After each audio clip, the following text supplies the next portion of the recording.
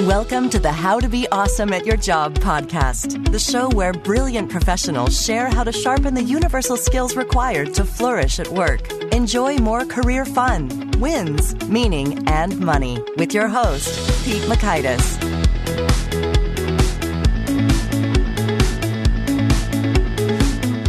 Hello, and thanks so much for joining us here for episode 225 with Kelly Hoey. I think you're really going to dig this one because Kelly explains, 1, why networking is more important now than ever before, 2, how to come up with better icebreakers than the weather, and 3, how to present yourself optimally on social media. So if you'd like to check out the show notes or the transcripts or the links to items that we reference here, you can find that on over at awesomeatyourjob.com/ep225. And while you're at awesomeatyourjob.com, I hope you check out some of our handy stuff. One thing I find pretty handy is just the magnifying glass in the search navigation bar. So with that, you can click it and type any query you like. If you think you remember hearing a guest saying something once, you can bring it back to the surface. You got a particular work issue, we may have covered it in the 225 conversations we've had to date, and every one of them is transcribed. So that makes it searchable and easy to jump right to the part you want if you use the magnifying glass over at awesomeatyourjob.com. Now here's Kelly's story. J. Kelly Hoey is a writer, investor, connector, and networking expert. Lauded everywhere from Forbes as a one of 5 women changing the world of venture capital entrepreneurship to Fast Company, one of the 25 smartest women on Twitter, and more. She's a columnist for Inc.com and has appeared on CNBC's Power Pitch. And as an influencer, her clients include Comcast, Turnstone, and Capital One. Here's Kelly. Kelly, thanks so much for joining us here on the How to Be Awesome at Your Job podcast. Thank you for having me. Well, I think we're going to have a whole lot of fun chat about some things. And I was really enjoying perusing your Medium post with 50 secrets across 50 years. And so, I mean, we could zero in on any one of them, but I want to hear this tale about doing 4 all-nighters in 6 days and what you say the key is to doing that effectively, if you have to. Vitamin B and a really good team. All right. If you're fueling on a lack of sleep, vitamin B complex, I want to say whether it's a vitamin water or one of my favorites is originally an Australian product, Baraka. It's quite good for hangovers as well, I will add, but it'll help you. Rather than the caffeine, go for the vitamin B. And when I was pulling all-nighters, I had an extraordinary group of, legal assistants and paralegals who I worked with. And if you're going to put in those kind of hours, you need people who are going to row with you. And that made all the difference in the world. Thought that I'd want to do it again, but Lord knows I can't. Yeah. Well, yeah, I already found that I'm less able to do that now at 34 than when I just maybe 10 years ago. So there it is. You know what? There's times when you have to deliver and you just have to, what's the lack of a better word, it's going to suck it up and do it. Mm-hmm. And that was one extraordinary week in my life as a lawyer. But I recently, when you have to call on those experiences to know you can get through it. And I had a flight that got delayed. So I was going to land in Omaha to do a keynote, and I had 20 minutes before the keynote, and it was a red eye via Minneapolis or something. And got off the plane, kind of like the last 20 minutes of the flight, put my makeup on, went to the bathroom, changed my shirt, whatever, landed. Guy was there to pick me up. Got to the startup week there in Omaha, and the organizers looked at me and I said, "We're good to go. I probably will last an hour. Then you're going to need to get me to the hotel, but I can do this." Yeah. What was I going to do? Text them and tell them to change the schedule? It's like the show must go on. So sorry, I'm sleepy. Exactly. I'm cranky. I've been in economy for 4 hours. No, that doesn't work. Things happen and you're just like, right, what can I do? But hey, I can have a midday nap. It made for a fun day. Oh, yeah. Those are nice. Well, I want to talk mostly today about your networking wisdom. You've sort of earned quite the acclaim in that realm as being one of the 25 smartest women on Twitter. And you got this book in which you share a lot of your wisdom called Build Your Dream Network. Tell us, what's the big idea behind the book and why is this important now? I would say I think networks matter more than ever before. I like to say we're in an era that it's not what you know or who you know, it's who knows what you know. And whether you are looking to start your own venture or working within a company or looking for a new job, that word of mouth networks that were always, I want to say always important, but some of it closed off to us, matter more. And there's sort of easier ways for us to, I would say, tap into new networks. I would say social media and other platforms have democratized access, but that importance of remembering the human skills and flexing that muscle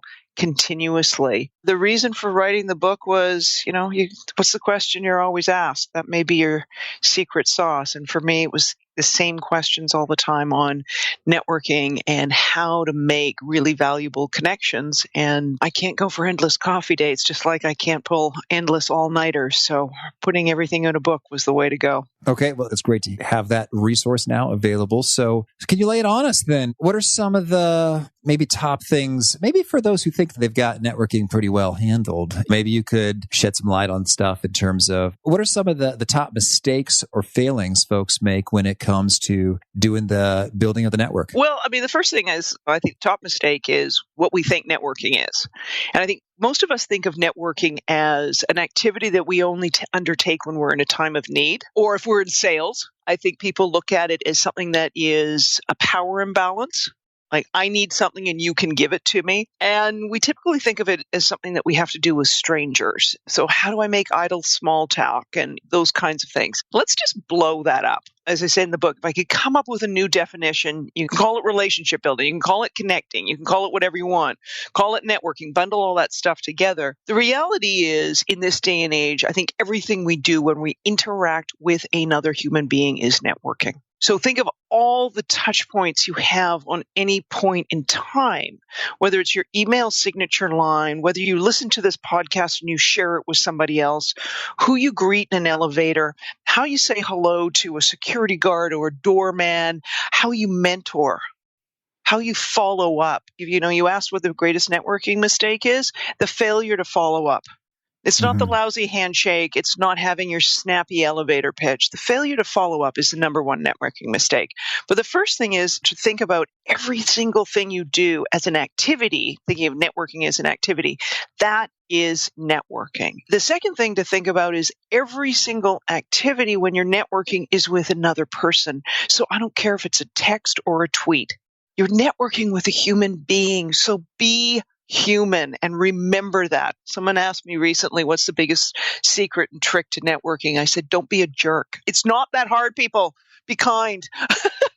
And the first thing, and this is where maybe the real driver for writing the book is, as I said, people make the error of thinking of networking as an activity that you undertake in need. And therefore, when they think about networking, they're always thinking about, oh, should I go to this event? Should I join this club? Should I be on this committee at work? This kind of thing. And I'm like, whoa, stop. Wrong place to think about networking.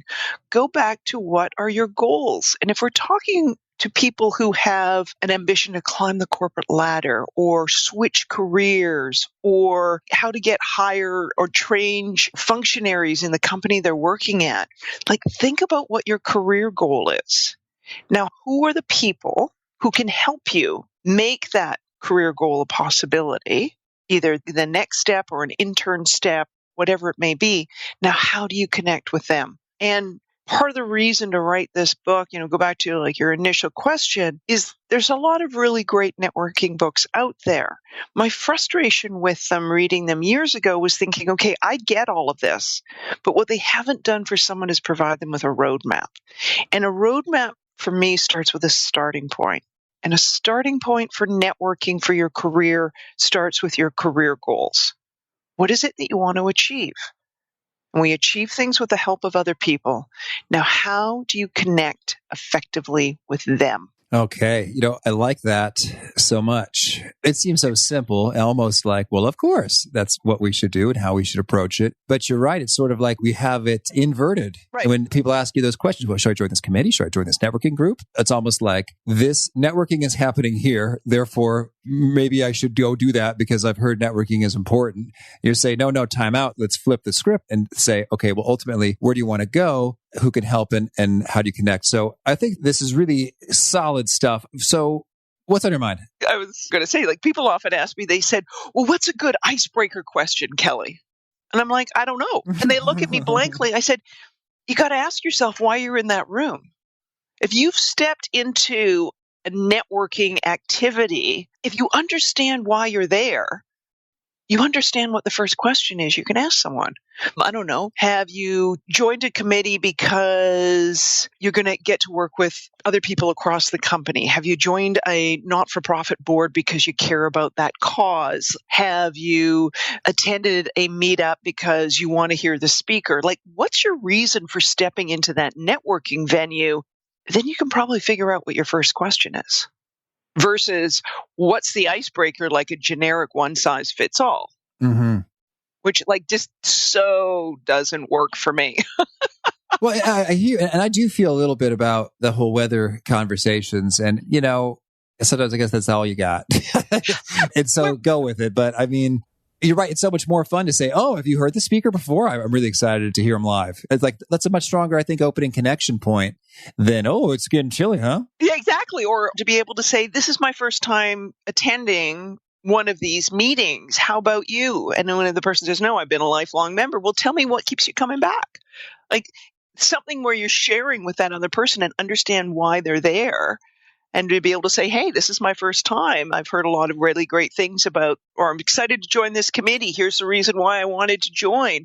How about you?" It's so much easier if you understand why you're undertaking an activity. I mean, sometimes I say to people, I think about networking, when you think about it in this sort of team and goal focused, as opposed to some Machiavellian, it's all about me and what's my goal. But if you think of it as team and goal focused, think of it like football. You're in one end zone and you know the other end zone. If you don't know what your goal is and you don't know, well, where am I throwing the ball? Am I throwing it behind me? Am I throwing it to the right, the left, the side? Which way am I going? But if you clearly know what your goal is, then who are the people that you need to work with, march down that field and achieve that goal? Because you got to work as a team. A quarterback doesn't win a football game on their own. And every once in a while with networking, you can throw a Hail Mary. You can throw a long pass and you get lucky. But what happens most of the time? We keep on this football analogy. What happens most of the time? You fumble. You got to switch up your plays. You got to call in special teams. And guess what? Sometimes it doesn't work and you got to re-strategize and regroup and start again. And so think about networking that way. Yes, there's an individual goal, but this is a team activity. And how are you building relationships so other people want to get on that field and help you achieve your goal? All right. So I really dig that. Now, I guess I'm thinking when it comes to think about your goal, I think that probably sounds, at least to me, pretty quick and easy in terms of, oh, this is what I want. But maybe you do share, are there some extra layers of insightful question or investigation that should go into this step beforehand? Well, I mean, this is where I say to people, like, spend more time. If you had a yardstick and you use that as a measurement for your time of networking, rather than spending an inch of your time researching and the rest of the yardstick's length running around, I want you to invert that. Because not only is it thinking about, right, what's my goal? Break that goal down. And then with each piece of it, who are the people who can help you? So let me give you an example. When I had this crazy notion in my head that I wanted to write this book, the first thing I thought was, where do you even start with this? So I immediately thought of 3 friends, one who is in the publishing industry, other 2 who are in the process of writing books or recently had a book published. And I said, I've got this idea that I want to write a book. Can I talk to you about it? And one of them's like, yes, let's have lunch. I'll tell you what goes on in the publishing industry. Another one said, absolutely. By the way, if it's helpful, here's my book proposal so that you can read and look at it. And the third one was, yes, let me walk you through where I'm at with mine. And once you have your book proposal, like you're starting to draft it, I will help you edit it and help you get it to a place where you can then start thinking about literary agents. When I got to the point of going, oh, shoot, maybe I should find a literary agent, I sat down and I made another list of the original 3 people, probably with another 12 on that list. So now I've got 15 people. And I individually emailed those people and I said, guess what? I want to write a book. I've got a book proposal. This is what the book's about. If you have recommendations on literary agents, I'd love them.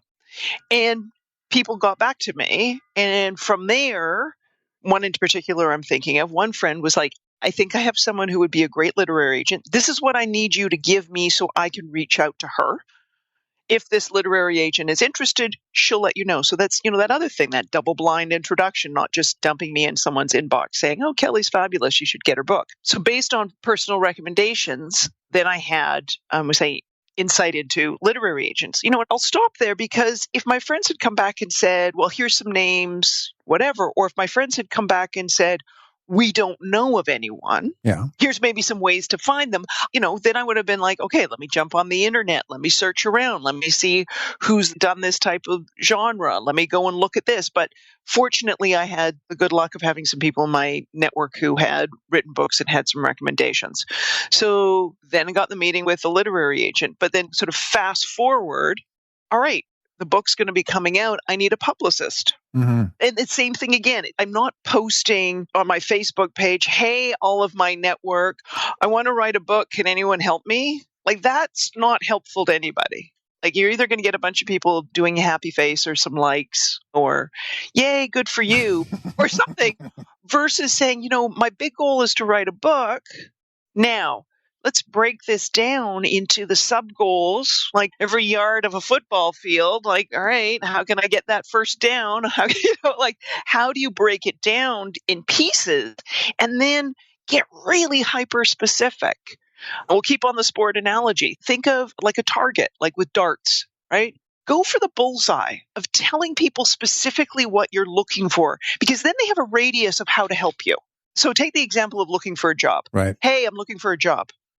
Well, are you looking for a job at McDonald's or are you looking for a job at General Motors? Like, I don't know. What are you looking for? You don't know where to aim for someone. Whereas if someone said, I've been on this management trainee program for 5 years, but this is where it looks like it's going to go. And I'm reading the tea leaves at my company in the hierarchy. And what I think I really need to do if I'm going to advance is to step out so I can step back in. So I'm looking for a role and be really specific. Hey, I think I should go over to a consumer products company because I've been in a business enterprise company. So I'm looking for a job. I live here in New York City. So here's some name the companies or whatever. Because then someone can say, guess what? I don't know anybody over at Lipton, but I know someone at Campbell's Soup. Would you want to talk to them? And that could help you. But the more specific, and I don't know what it is in life. It's like people are like, oh, don't be so narrow. Don't be so specific because you'll miss opportunities. I'm like, no. You'll make it so much easier for someone in your network to really help you if you tell them exactly what you're looking for. Because then they can think of adjacent things. If you're just out there with, I'm looking for a new job, we don't know how to answer that one. That's a lot of work, and that's a big lot of territory to try and figure out. Absolutely. And I find that both when I'm really on the receiving end of maybe emails or requests, it's sort of like the more ambiguous and tricky it is to like think through, what are you even asking me and what are we going for here? And I don't even know if I have someone like, I guess tragically, when time is scarce and incoming emails or requests are vague or tricky, it just reduces the likelihood of any sort of response as opposed to, oh, that's what you want? Well, I know just the person and this is easy. 20 seconds later, we're moving things forward a little bit as opposed to, let me think about that. And then maybe you'll never return. So I love the specificity and the itty bitty steps. But one thing I'm thinking, as you laid out that process, it seemed like you were in an advantage situation of kind of reaping what you'd been sowing for years, such that you just had numerous people who are applicable, who were friendlyly able to say, well, sure, Kelly, I'm glad to help you with that. So I'd like to maybe go back in time a little bit to what is sort of like the ongoing relationship building lifestyle that puts you in that position. Well, as soon as you said that, I'm like, oh yeah, we got to dial it back. So it's not like, oh gee, Kelly got lucky. I've learned some lessons in my life, in my career. And one of the things is, having worked in large professional services firms, there was always the external networking, but the internal networking was so important. But there was a time period in my life where I had really great internal network. My external network was very limited. It was limited in terms of the clients I was working with. So a terrific network of, I want to say, lawyers and paralegals and investment bankers, because I get my job done, pull those 4 all-nighters, do that sort of thing. But I had this narrow, deep network. I did not have a broad, shallow network. And the fact is, you need both of those kinds of networks. And so when I wanted and looked to make a career change back in 2001, 2002, that's when it hit me in the face that I did not have the network I needed to make the career change I was desiring in a very word of mouth network. And I kind of said, I'm not putting myself in that position again. I need to make sure that I have enough diversity, both in terms of geography, age, experience, industry. And so that's when you start to kind of look around and say, right, is there a not-for-profit or is there a community service thing I can do where I can go and interact around an activity that I enjoy with people who aren't in the same pool as I am every day. So, New York Cares is a really great not-for-profit here, sort of an umbrella organization to get volunteers for New York City-based projects and initiatives. And that was a really great way because you could say, great, I'm going to go reading from 4 to 6 at a homeless shelter with kids. Well, you're around a bunch of other people who enjoy that activity, and you start doing that regularly enough, you're connecting with new and different people. Another friend of mine, she's like, oh God, all I ever do is hang around with people in the legal industry. So she went and got involved with Dress for Success's junior board, and all of a sudden she's networking with people from fashion and from the beauty industry. And she's like, well, great. Now I have a much more diverse and interesting network. And so some of this is to sort of think about, all right, what are those activities that you're undertaking? But think about that mix. Where's the opportunities you're getting? What's the point of view? What's the perspective you're having that's either helping you do the job that you're doing now or presenting opportunities in the future? And it's particularly, I would say, my network got really, mixed up when I got involved with the startup community in New York City,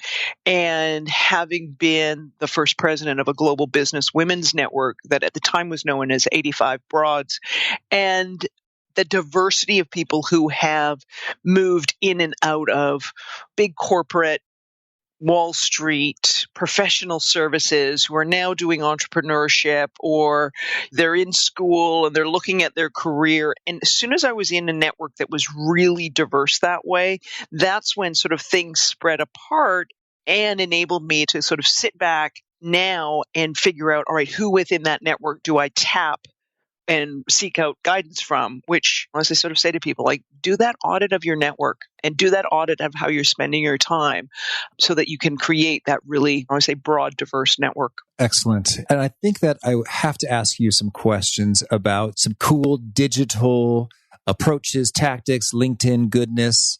I know that's sort of a small part of the overall pie, but it's a sexy part, so I'm going to have to touch upon it. So what do we know? What should we know about LinkedIn goodies and social media stuff and becoming known that way? Well, the first thing I think I say to people is you can't think of those platforms as any different than in-person networking.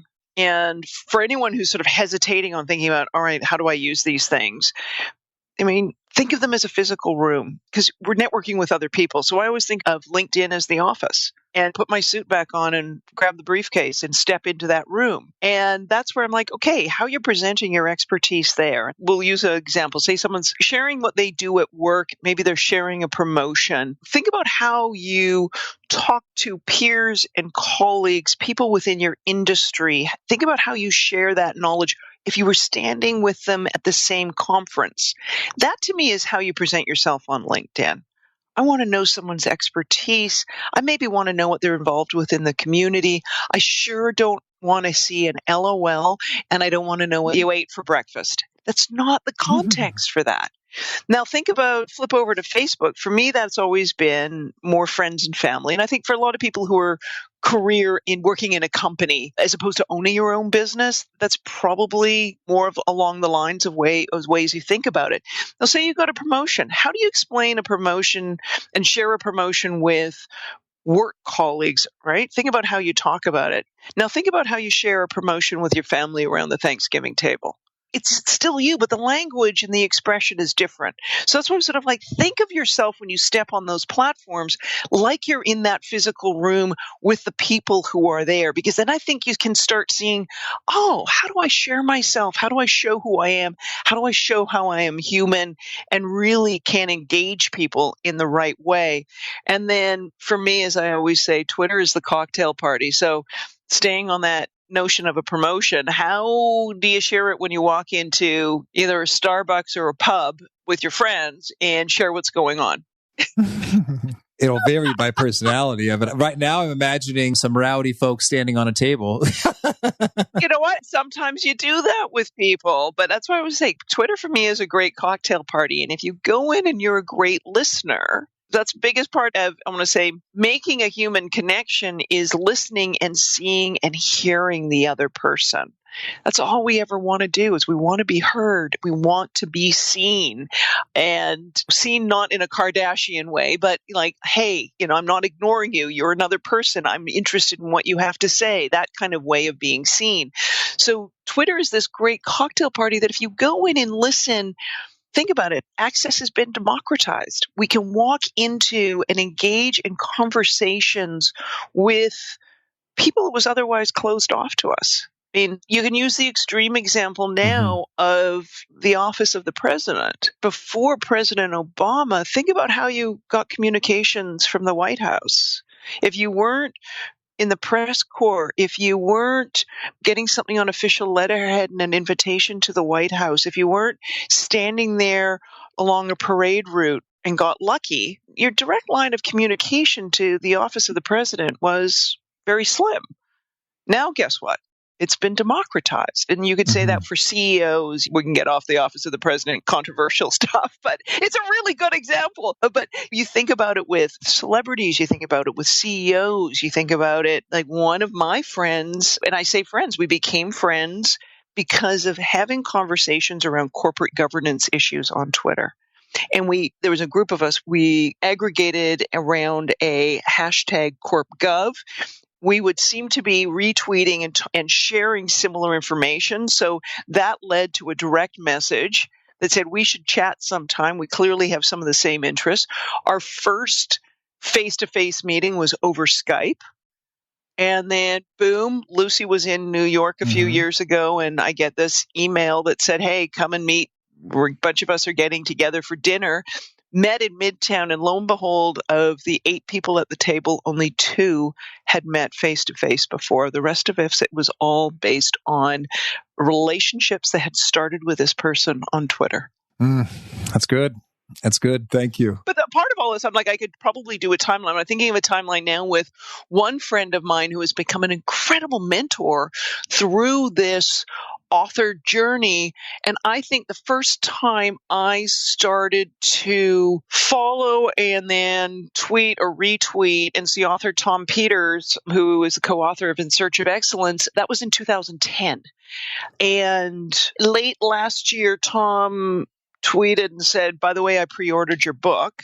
And I had one of my, what are you talking about moments? But think about it in that example. Like I said, this democratization of access that we have, maybe this is why I'm so crazy about mobile devices and social platforms, is it's now democratized access. But we still have to be a decent human being, and we still have to kind of follow some of the old rules of relationship building. And if we do that, really magical things can happen. So in my case, like I said, 2010 started following Tom and retweeting his stuff, and for no other reason than what he writes about and management issues is of interest to me. So then he says he pre-ordered my book, and I'm like, what the what? How did this happen? And then earlier this year, he was going to be in New York, and he's like, well, I'd love to meet you in person and say hello. And if there's any chance you can do that, let's grab a coffee. Where would I have had that chance in the past other than showing up at maybe one of his book signings and looking like a gushing fool? Hey, Tom, you're the greatest ever. Oh, like what? But that has been a 7-year journey that I can honestly say now this person is, like I said, a mentor, a confidant, a friend in this author journey of mine. But this didn't happen overnight. it happened because of social media. But if I was foolish to think that just because we're following each other on Twitter or friends on Facebook, connected on LinkedIn, means that all of a sudden there truly is a deep human connection, I want to say maybe that's part of the problem I'm out to solve. That makes great sense. But the metaphor analogy, it's sort of like they're in the same room. That doesn't mean anything about the nature of your relationship. And I also want to get your take on, within this realm of asking people for things, how do you think about just the give and take when it comes to helping people out and being helped out and asking for help? I think some folks get a little bit hung up in the sense of, oh, I don't want to be greedy, or just the opposite of some folks is all they do is take. So how do you think through that? Yeah, the ones who always take, I think I refer to them as Death Eaters. Go with that Harry Potter analogy. No, so the give and the consideration and the generosity, that sort of the things we think about in sort of old school networking kind of ethos, I think is really, really important. If you're not showing up for other people, why on earth do they want to show up for you? So hey, you're the quarterback of your own career. You're standing there on the field. Who is showing up on that field with you? And if you can't assemble a team, then you got to stop and look at yourself and say, am I, when somebody else is quarterbacking their career, have I been there for them? Have I shown up for their initiatives? Have I shown up when they've had an ask? Have I supported them? Because if you're not continuously building community and being there for other people, why am I going to want to give up my two important and most precious assets, reputation and time? Why am I going to give them up for you? So you need to always be building. That's part of the reason for always building community and being there for other people, so that when you're ready to say, hey, I need some help, here's to show up. But on that kind of the give and the take, and particularly what do you give? Because I often find for people who are earlier, maybe mid in their career, they're always like, oh, well, this person's so much more important. And if they make a great connection for me, how am I going to give them a great connection? And I'm like, time out. If you really think thoughtfully and purposely on why that person can help you, and I want to say you've done the research, and you can go to them and say to them, hey, this is why I want to talk to you. You at some point, I looked at your bio and I've read the things you've talked about in your career, but I still don't understand how you were able to make this career move that enabled you to move out of a human resource function into an operations function. And I'm intrigued how you did that, because I'm looking at my career right now and I'm really stuck over here in this function, and I want to move to one that people can't see how to bridge it. Can you guide me on that? That to me is the absolute, the most considerate, the generous networking thing to do. If you've researched, you understand why you're asking for someone's time, you are considerate of their time. And then biggest networking mistake, which is the failure to follow up and let people know what you did with their advice. I think that is, particularly keeping in mind people who, as I said, are early or mid in their career. Someone who's at the top of their game doesn't need you to necessarily make an immediate introduction or whatever else. If you are considerate of their time and you are considerate and thoughtful in the fact that you understand why you're asking them a question because you can't find the answer anywhere else, then to me, you are like being the consummate networker. Okay, excellent. Thank you. Well, so now tell me, Kelly, is there anything else you want to make sure to mention before we shift gears and hear rapid fire about some of your favorite things? The one thing I think on all of this, and maybe it gets back to your last question on being considerate, when I was writing the book, and it's very case study driven, as you know, and I looked and interviewed people who I saw had achieved really great results with their life in terms of thinking mostly about their professional life, whether it was working up the corporate ladder or building their wealth management practice, go on, their startup, their crowdfunding campaign, et cetera, et cetera. And I started at the end. Hey, you achieved this. Can we now unpack this? How did you get here? And everyone got their individual questions that I sent to them to answer. What I never asked anyone was their personality type. There was no question on there that said, how'd you do on Myers-Briggs? And my answers started coming back. And most of the people I interviewed were introverts, and I had no idea. And I think it gets back to this notion we were talking about, people being considerate. And I think people who are introverts, understanding what it feels like to have your time wasted, or the agony of not knowing, understanding, or knowing why you're doing something because you could be doing something else with your time. I think people who are more thoughtful, deliberate, and considerate with how they're using their time, and more importantly, how they're using the time of other people, are far better networkers in an era where we are so hyper connected, 24/7, options up the wazoo.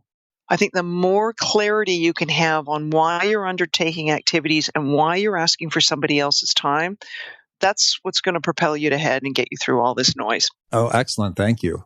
Well, now could you share with us a favorite quote, something you find inspiring? Well, my quote that I'm known for is stop committing random acts of networking to get people to be more focused. All right. And how about a favorite book? Favorite book is Katharine Graham's Personal History. I recommend that one all the time. So she's the late editor of the Washington Post and someone who was thrust into a leadership role that she had not been groomed for and hadn't expected. And I think that's probably, I'd say most people would feel sort of that way. We're all thrust into circumstances and into situations and roles that we feel we were fully prepared for. And of course, she was the editor through Watergate. Mm-hmm. And I think her principles and how she led that company during that time.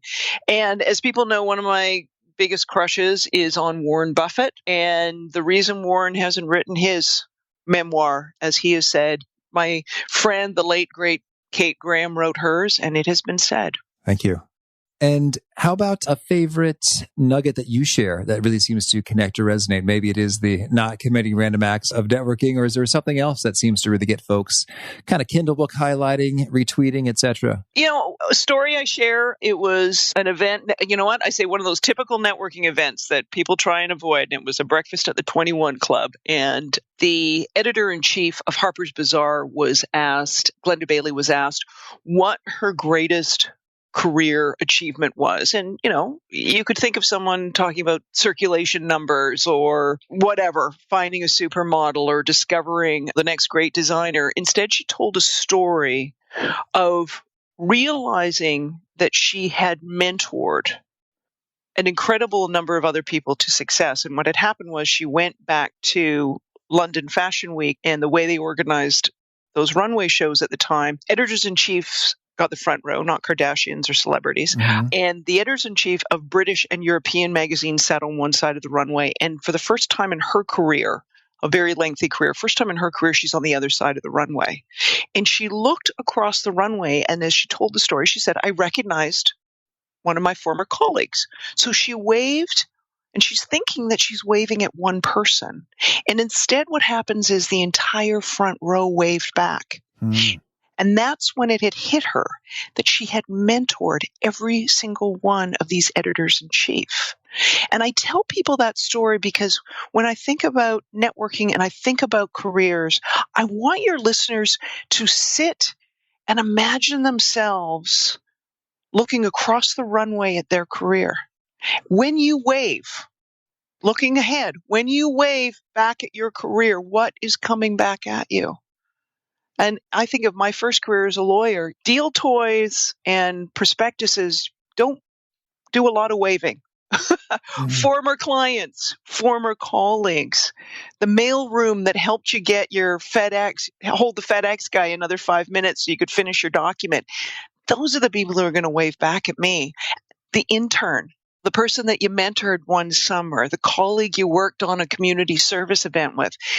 Sit on one side and look across that runway of your career. And what do you see when you wave across at it? And start building your legacy. That was powerful. Thank you. Kelly, tell us, if folks want to learn more or get in touch, where would you point them? Oh, Twitter's always a good place. I'm at JK Hoey on Twitter. And then if you go to buildyourdreamnetwork.com, you'll find all sorts of my musings on networking, and they come out every week. Beautiful. Well, Kelly, thank you so much for sharing this perspective here, and keep on rocking and selling books and making connections. It's been a lot of fun. Oh, I've loved it. Thank you so much. I'm such a huge fan of Kelly's advice associated with really zeroing in on a particular next step. This is what I need some help with in terms of on my book proposal or finding an agent. I think that is outstanding to just make it super clear, super specific, giving them that clearer bullseye of how to help you. I think goes a long way in getting emails responded to, because many of them don't get responded to just because of the vagueness. So again, if you want to check out the show notes or the transcript or the links to items that we referenced here, it's on over at awesomeatyourjob.com/EP225. And I do hope, if you haven't already, you'll push subscribe. You'll hear from our next guest. It is Kate Stillman, who has quite the health empire that she's managed to build, and very impressive. So she's going to give us some pro tips on how to have more energy at your disposal each and every workday and beyond. So I hope to catch you there, and peace. Thanks for joining us for today's episode. To get the most out of this conversation, visit awesomeatyourjob.com to find today's show notes, transcript, and infographic summary cheat sheet. For more entertaining professional skill sharpening, be sure to subscribe to catch the next episode of How to Be Awesome at Your Job.